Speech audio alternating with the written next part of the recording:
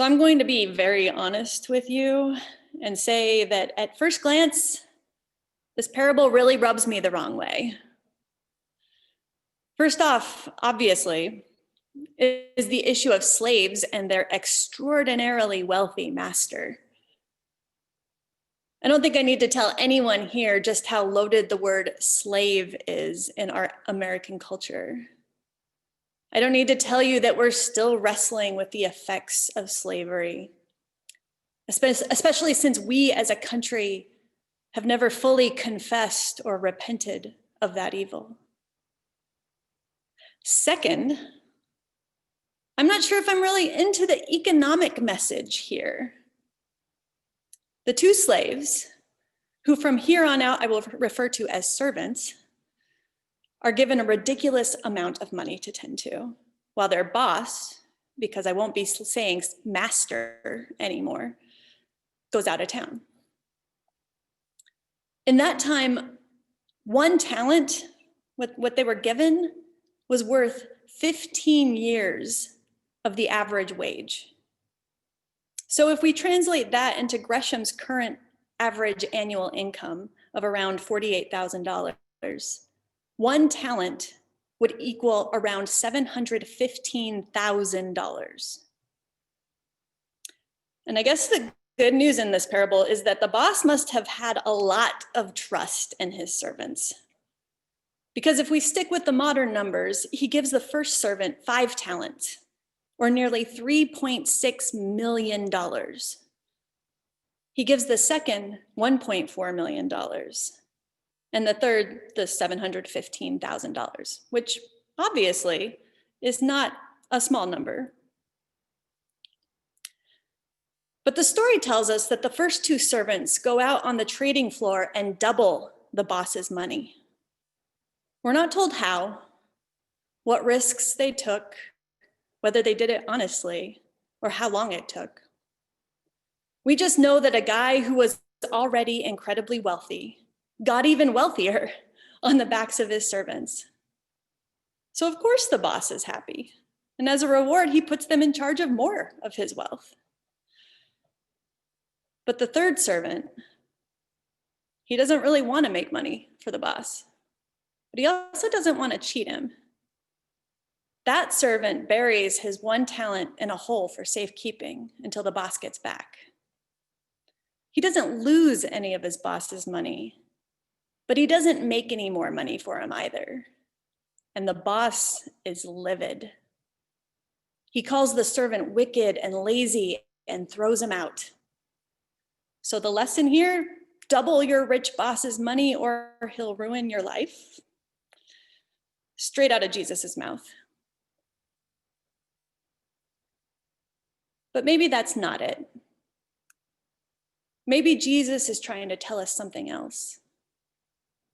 Something else about what wealth is and where it comes from and how we use it.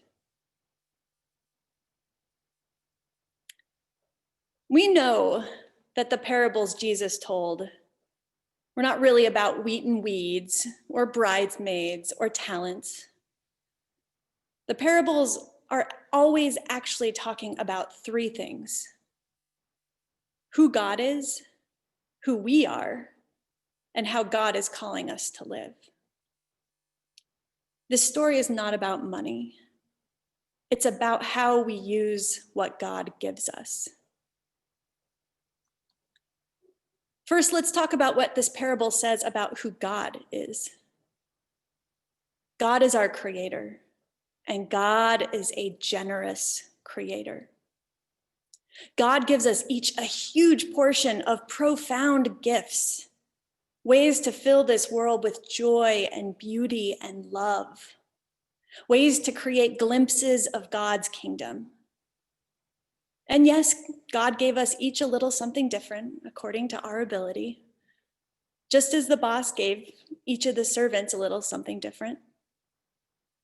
As Paul writes, to each is given a manifestation of the Spirit for the common good. Which leads us to what this parable says about who we are. We are beings filled with the gifts God gave us. God's power latent in us every moment, ready to burst forth. We are filled with God's power to create a new world. And I think you'd be surprised by the ways God's gifts manifest. Just in this past week, I've worked with people creating God's kingdom through their skills in accounting and in the law, through their love of gardening, through tending to those who are sick, through speaking out on behalf of those who are oppressed or vulnerable. In fact, I bet you already have an idea of what those gifts look like in you.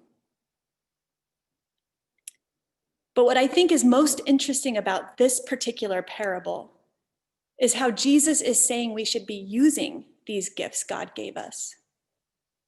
In this parable, two of the servants take what the boss gave them and they go into the world and they double those gifts.